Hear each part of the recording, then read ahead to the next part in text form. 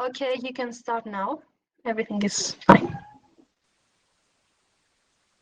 Hello, everybody, and welcome to this talk on global problems. In the next 30 minutes, I want to tell you a bit about our public money public code campaign and how it helped us during the corona crisis in order to promote the use of free software, especially around administrations. To start, first of all, I want to introduce the Free Software Foundation Europe. We are a charity that empowers users to control technology, and we do believe that this is done by free software. So, and in order to give you, first of all, an idea of what free software is, I guess you're all familiar, but still, I want to introduce a bit the concept of free software. I want to start with this comic, so I guess you are all familiar with the US nuclear chain of command and that there is this red button. But the question is, what does the engineer did when he installed the red button? So is it really following the law? Is the red button really going to do what it is supposed to do? So, you know, first of all, it is around transparency. So we see an issue is transparency when it comes to software. So we want to see what the software is going to do in order to see, for example, if the laws are followed. And so therefore, transparency is important, but there are more freedoms when it comes to free software. So we have 4 freedoms. First of all, the freedom to use the software, to study the code, to share it, and to improve it. This means you can use free software for any purpose without any restrictions. You can study the code that is transparent, as we've seen in the comic before in the example. So the code can be analyzed by anyone, and you are free, and you are also free to share the software without any limitations. And also, this is important, the price doesn't matter. So the free in free software doesn't mean that it's free in terms of money. You can also earn money with free software, and loads of companies are already doing this. And the 4th freedom is you are free to improve the software, so you can modify it and give it back to the community. And so whenever these 4 freedoms are guaranteed, then it is free software or open source software, free and open source software, free and libre software. So there are many words for this, but in the end, if you have these 4 freedoms, then it is free software. And this is really important.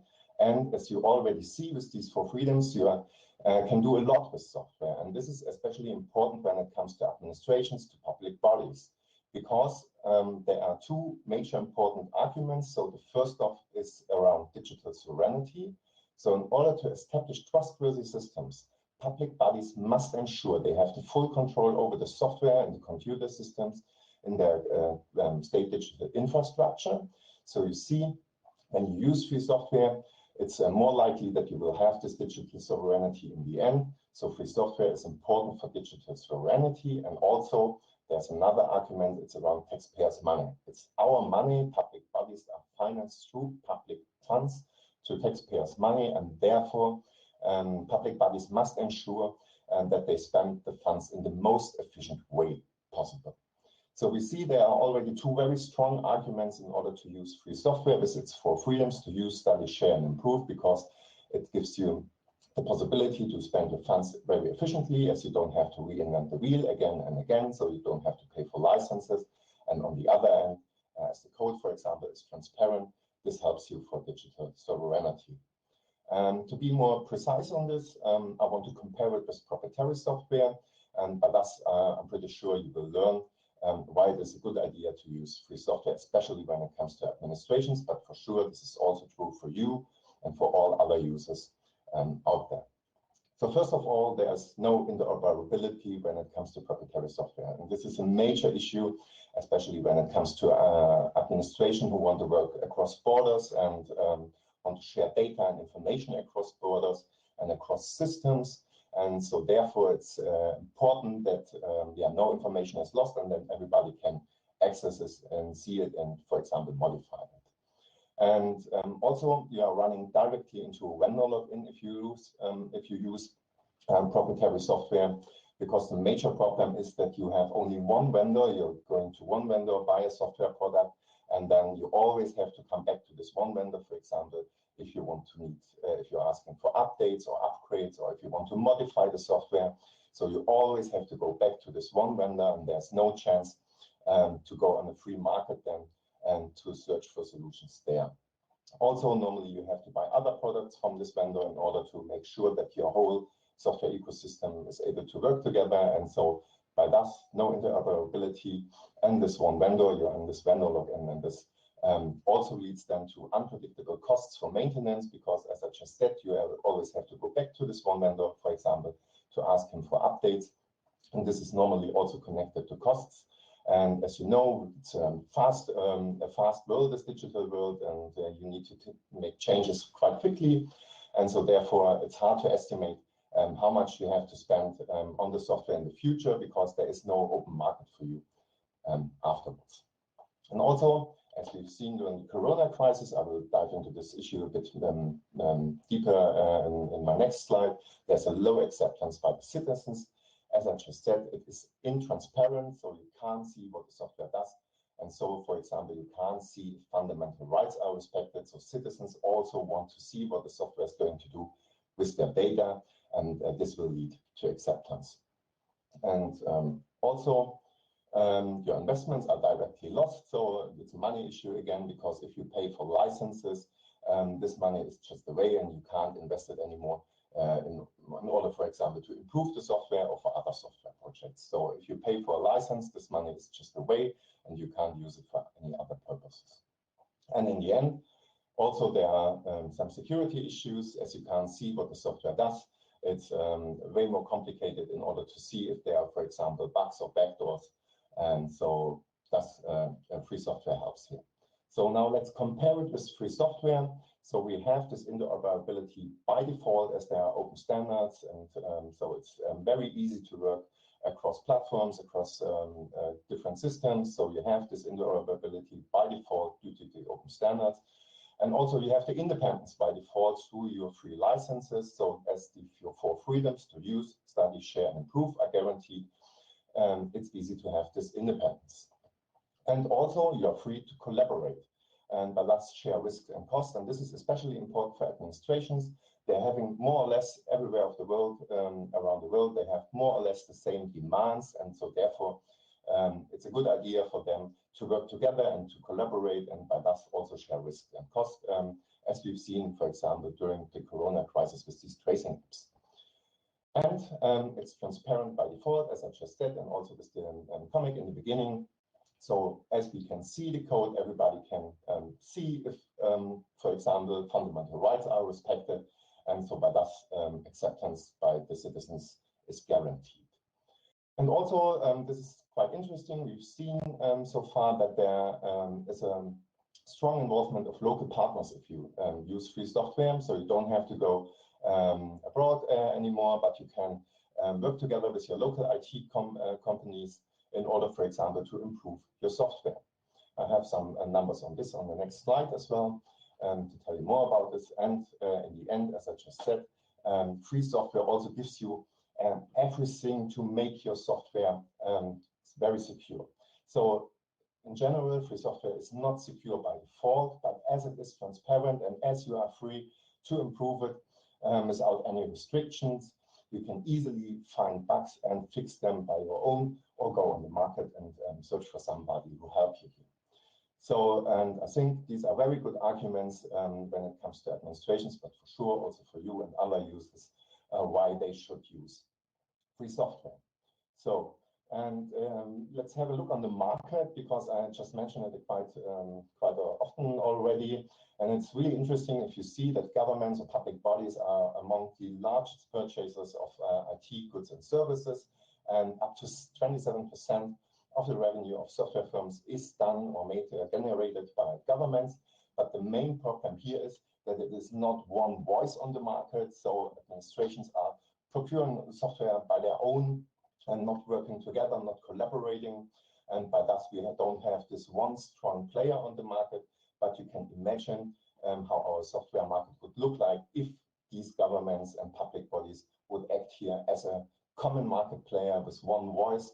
Then I'm pretty sure our software market would look like completely different. And to give you some concrete numbers, in France, for example, we have, let's say, free software friendly regulation in place. And already this led to the fact that there are more companies who are using and distributing free software, and there are also more IT-related startups in using and distributing free software, and that's for sure also more employees. And also find very interesting, there is a decrease in software-related patents. And when we look at the situation in Barcelona, for example, where they also have a very free software-friendly regulation in place, we see that it led to the situation that they are working very closely with local companies, and from 3,000 companies they have been working with in the past, 60% of them have been small and medium enterprises. So you can see it is helping your local IT market, and it is helping small and medium enterprises if you go in the direction of free software. So to sum this up, you can, if you support free software from your administration side, from a governmental side, you will have strong partners in your region. You can foster your local IT market. You are free to have a software which is tailored to your needs and not to the needs of a business model of a vendor. And also it is very efficient, as you don't have to reinvent the wheel again and again, as you can work together, collaborate, and also use the software from other administrations. And by that, you don't have to reinvent the wheel. So, and now let's have a look at the Corona crisis and what happened here in the last months with free software, because as I just said, I guess you all heard of these tracing apps, for example, but there has been also other issues with hackathons or free software you have been using for your home office. And now let's use the next minutes to dive into this issue and see what we have seen during the Corona crisis and how free software helped here in the last months. So first of all, as I just said, we have a global problem here with the Corona crisis. So everywhere in the world, the demands are kind of similar, especially when it comes to software and hardware. So there is specific needs, for example, with the tracing apps. And so we have seen during this time that there are very similar demands, and also you have occurred maybe some problems during the time in your remote working time or home office time. And also, again, as I just said, with the tracing apps, so there have been loads of software issues in the last month, and they have been somehow handled. So, and here we can see again the global solution for these global problems when it comes to software is that we need interoperability and we need the open standards. So we need to make sure that we can work together across borders and across systems and across legal systems, so that we can share our expertise around the world and work together in order, for example, to have a good software solution in place. And thus we need the four freedoms and the independence through the free licenses in order to make sure that we can collaborate across borders and systems. And by that, we can foster innovation because there are good ideas all around the world, and it's a good idea to share these ideas and to work together and not go back in your national silos and work there on solutions which are already in place at another place in the world. And also, again, transparency is key here, as we've seen, for example, with the tracing apps, that we need to see if what the software is going to do, especially when it comes to personal or private data. And again, we can involve also all stakeholders possible through the free licenses. So this means we are not only able to bring coders of the world together, but also bring expertise from all sectors together here, and then discuss how we can have it in software in the end. So the free licenses gives us the chance to work on a global level together in order to tackle this crisis when it comes to software needs and demands. Also, what I want to point here, so I want to sneak this in, we made a podcast with the GNU Health project. So already before the crisis, there have been this wonderful project in place, and they are working heavily on improving the health situation in the world with software. And if you want to learn more about this, please go to our podcast or go to the website of GNU Health and read about it. It's really important project already before the crisis in place. So if you want to learn more about it, just listen to it. I just want to sneak it in because I think it's really interesting, and it's also very important to see that there have been solutions in place to tackle this crisis already before this crisis started, made by this project. So, and as I just mentioned a couple of times, these apps, these tracing apps, now let's have a dedicated view what happened here in the last months and how these debate involved. So in the very beginning of the year, so we started to discuss how can we trace infections, and so therefore a solution was presented to have these tracing apps, making sure that we can follow the path of the virus, and in order to make sure that we can see what the virus does. And therefore we said in the very beginning of this debate, there are 3 demands if we are using or if we are bringing these apps into place. So first of all, they have to be used voluntarily. This is very important, and they have to respect fundamental rights, as they are, as these apps collect really a bunch of personal and private data, and by thus they have to be free software in order to make sure that we can see if fundamental rights are respected, so we can see if the code is really going to do what it is supposed to do, and we can also by thus verify if it's used voluntarily. And we stepped in quite early into this debate, and the results are kind of impressive. Also, the World Health Organization followed us here in our arguments and released in May 2020 some guidelines and said these tracing apps have to be fully transparent, and also they have to be open source in order to make sure that they can be reused around the world. And also the European Union followed us in our argumentation. The e-health network, so a network of the member states and the European Commission, followed us here and released some recommendations on these tracing apps, and also said they need to be published openly, they have to be reusable, there needs to be interoperability in place, and which is really important. They also mentioned the security part, and recognize that free software helps us in order to have secure products, in this case app in the end. And this is especially important. Again, this interoperability issue is key when it comes to Europe, because we are traveling across borders, we speak different languages, and therefore it's important that these tracing apps from every country is in the position to speak to another tracing app from another country, and by thus we can make sure that we can trace also across borders and work together here across borders. The European Commission also started a project here where they had some test runs, and in order to make sure that we can have connected tracing apps in Europe, and which are interoperable and able to talk to each other. So, and this also led into an implementing decision by the European Commission, again focusing on the point of interoperability, and therefore also referred to the e-health recommendation again and said these apps have to be free software, and they followed our arguments and acknowledged the values of free software here. And in this debate, we have seen how important it is that public bodies are using free software, and it have been accepted all around Europe, or more or less all around Europe. So there are some great places, but in general, most of the European apps are free software, and also respect fundamental rights these days, and are also able to talk to each other, so that, for example, the German tracing app can speak to the Austrian tracing app. But what sounds now really, really good, or what sounds in the debate around these tracing apps quite good, doesn't lead to the situation that there is a common understanding on the EU level when it comes to free software.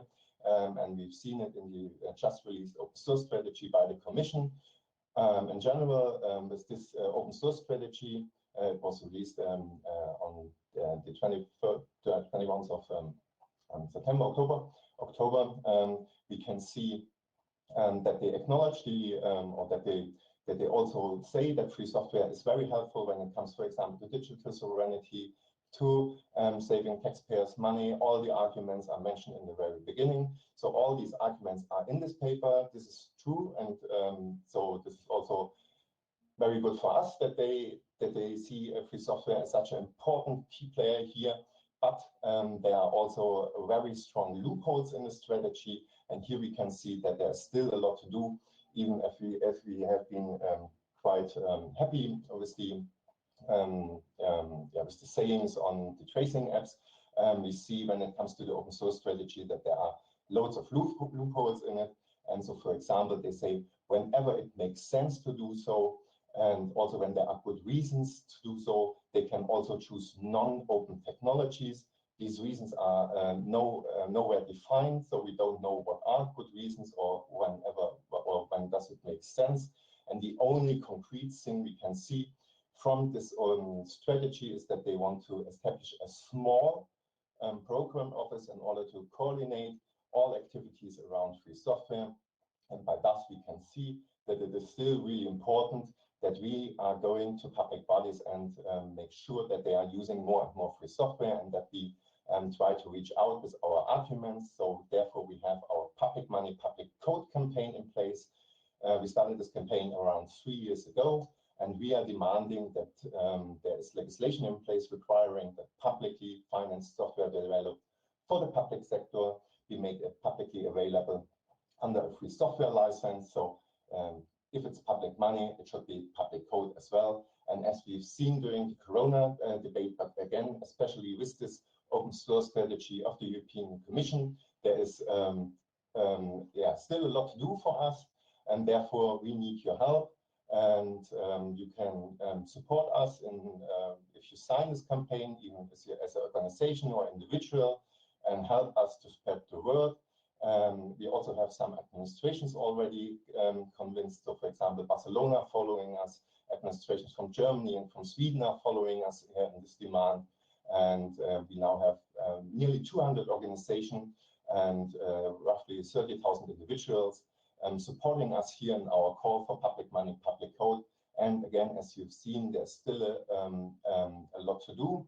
And you can also join us at FSFE and help us, for example, buy a local group, or you can help us with translations, because this is also always very important to have our material available in as many languages as possible. And so therefore, I want to end my talk to tell you it's many small people in many small places do many small things that can alter the face of the world. So please help us to make free software the path for digitalization for administrations in the future. And so, I hope you had an interesting talk here and understood why it is so important that we are fighting for free software, not only in times of crisis, but also in general. So, and if you have questions, but you're also free to reach out via email or social networks, or you can contact us in general if you have some ideas, if you want to join us in our campaign or help us. So please feel free to reach out to us. Thank you, and I wish you a nice ongoing conference. Mr. Sanders, as I can see, there are no questions for you. So thank you very much for your presentation. Thank you. Bye-bye.